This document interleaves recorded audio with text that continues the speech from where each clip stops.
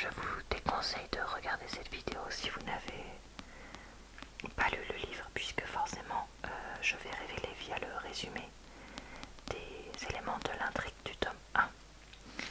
De la même façon, je vous mettrai en barre d'infos ma vidéo sur le tome 1 pour ceux que ça intéresse.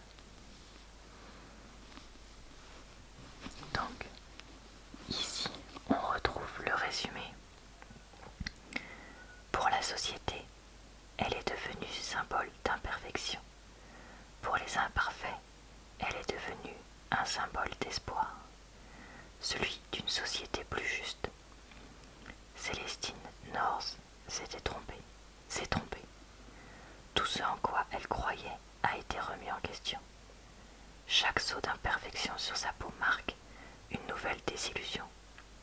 Force est de prendre la fuite depuis que le juge Crevan l'a décrété ennemi numéro 1. Célestine doit faire un choix.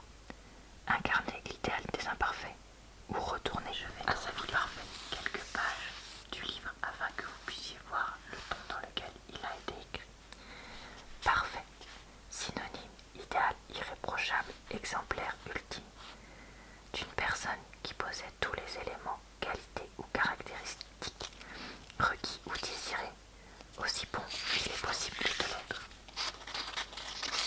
Première partie. Il y a la personne que l'on croit devoir être et celle que l'on est réellement. J'ai un peu perdu le fil avec l'une. Non, le fil avec l'une et l'autre. Une mauvaise herbe n'est jamais qu'une fleur qui pousse là où elle ne le devrait pas. La formule n'est pas de moi, mais de mon grand-père. Lui voit la beauté partout. Ou bien peut-être pense-t-il que les choses sont un peu originales ou déplacées, sont plus belles que tout. Cet état d'esprit, je le reconnais chez lui, au quotidien. Il préfère habiter dans sa vieille ferme plutôt que dans un pavillon modernisé. Il utilise une antique cafetière en fonte qu'il fait chauffer sur le fourneau, plutôt que la machine à expresso que maman lui a offerte pour son anniversaire, et qui prend la poussière sur le comptoir depuis 3 ans. Ce n'est pas qu'il a peur du progrès. En fait, il est le premier à se battre pour le changement. C'est surtout qu'il aime l'authenticité, la pureté en chaque chose, y compris les mauvaises herbes. Il admire leur audace à les voir pousser quelque part sans qu'on les y ait semées. C'est ce trait de caractère qui m'a conduite chez lui quand j'ai eu besoin d'aide. Et il a accepté de se mettre en danger pour m'héberger. M'héberger, c'est le terme qu'a employé la guilde. Toute personne qui prêtera assistance à Célestine North ou l'hébergera sera sévèrement punie. Il ne précise pas la nature du châtiment, mais vu la réputation de la guilde, on imagine le danger qu'il encourt à m'avoir sur ses terres n'a pas l'air d'effrayer grand-père, mais au contraire de renforcer sa conviction. Son devoir est de me protéger. Une mauvaise herbe est simplement une plante qui veut pousser là où les gens veulent autre chose, ajoute-t-il à présent. Accroupi par terre, il arrache une petite intruse avec ses grosses mains puissantes. Grand-père a des mains de bagarreur, de vraie peine, mais en même temps, ce sont des mains pleines de tendresse. Des mains qui ont semé et cultivé sur ces terres, qui ont élevé et protégé sa fille et ses petits-enfants. Qui sait, les deux sont peut-être reliés. On se bat d'autant plus fort qu'on a quelque chose à sauver. Grand-père possède 40 hectares, pas uniquement des champs de fraises comme celui dans lequel nous nous trouvons, mais c'est la partie qu'il ouvre au public en été. Des familles viennent y faire la cueillette. Il prétend que ça lui fournit un petit revenu qui l'aide à joindre les deux bouts. Il ne peut pas y couper cette année, pas seulement pour des raisons financières, mais surtout parce que la guilde le soupçonnerait de me cacher. Ils l'ont à l'œil. Il doit faire comme si de rien n'était, et moi je m'efforce de ne pas trop penser à ce que je ressentirais quand j'entendrai les cris des enfants, ou au risque que la présence de tous ces étrangers me fera courir. Quand j'étais petite, j'aimais venir ici avec ma sœur Juniper pour la saison des fraises. À la fin d'une longue journée, on avait plus mangé que récolté. Mais je ne retrouve plus cette magie. Aujourd'hui, je désherbe le sol sur lequel je jouais autrefois. Je sais que lorsque grand-père parle des plantes qui poussent là où on ne veut pas d'elles, il parle de moi, comme s'il avait inventé une forme de thérapie agricole. Mais j'ai beau savoir qu'il a les meilleures intentions du monde, ça ne fait que me rappeler l'essentiel. La mauvaise herbe, c'est moi. Je porte la marque de l'imperfection en 5 points de mon corps, et même un 6e secret pour faire bonne mesure, parce que j'ai porté secours à un imparfait et menti à la guilde. Le message est clair, la société ne veut pas de moi.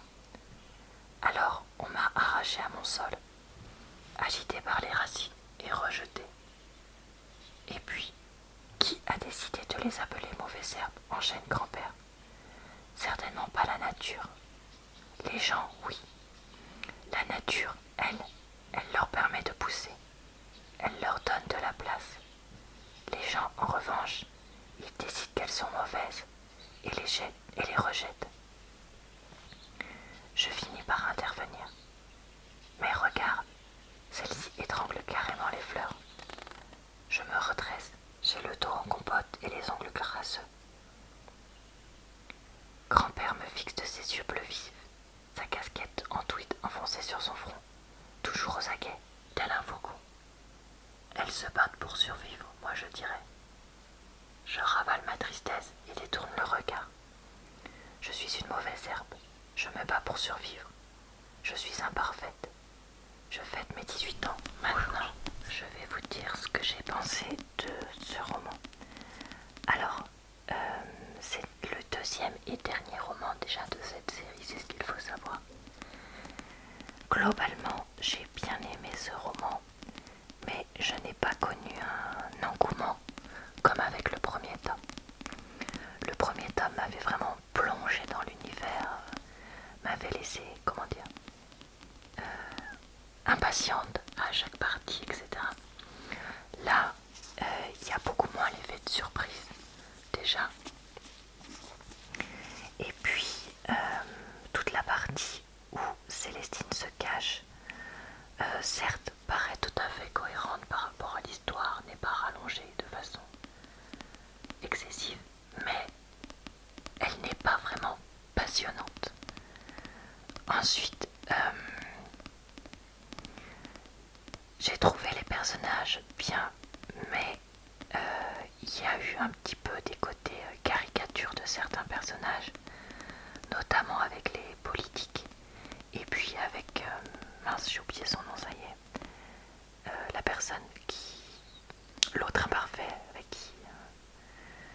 avec qui c'est tu m'intéresses toi aussi, etc. Donc voilà, ça c'est vrai que je sais pas, ça m'a un peu moins plu du coup. Après, l'histoire reste vraiment bien, la fin reste pas mal du tout, un peu bâclé moi j'ai trouvé, mais en même temps réaliste compte tenu de ce qui est dit, je trouve. Mais voilà, il n'y a pas le moment qu'est-ce qui va se passer comme dans le premier tome, puisque en fait je trouve qu'on voit assez vite venir ce qui va se passer et on se dit bon bah ce sera probablement ça, et effectivement c'est ça, si je peux dire. Là où dans le tome 1 on savait jamais trop ce qui allait se passer vu que l'univers n'était pas du tout connu. Maintenant comme on le connaît, on a beaucoup moins cette impression là. Donc voilà. Après, je recommande quand même ce 2e tome et cette... Alors comment on dit si c'est pas une trilogie, duologie. Enfin bon bref, les tomes 1 et 2 de cette série. Je les recommande quand même parce que j'ai trouvé ça vraiment très agréable à lire. Comme je l'avais dit dans ma première vidéo.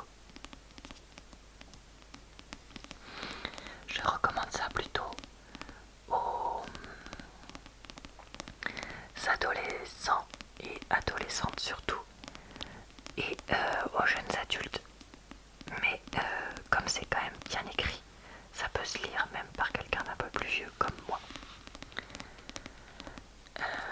Est-ce que c'est quelque chose que je trouve pourrait s'offrir à un Noël ou à un anniversaire? Tout à fait. Donc si vous connaissez quelqu'un qui est lycéenne ou jeune étudiante et qui aime lire, ça pourrait être tout à fait le genre de livre que vous pouvez lui acheter. Donc c'est aussi pour ça que je voulais vous présenter le tome 2 avant la fin du mois. Voilà, j'espère que cette petite vidéo vous a plu. Et puis je vous dis à très bientôt dans une prochaine vidéo.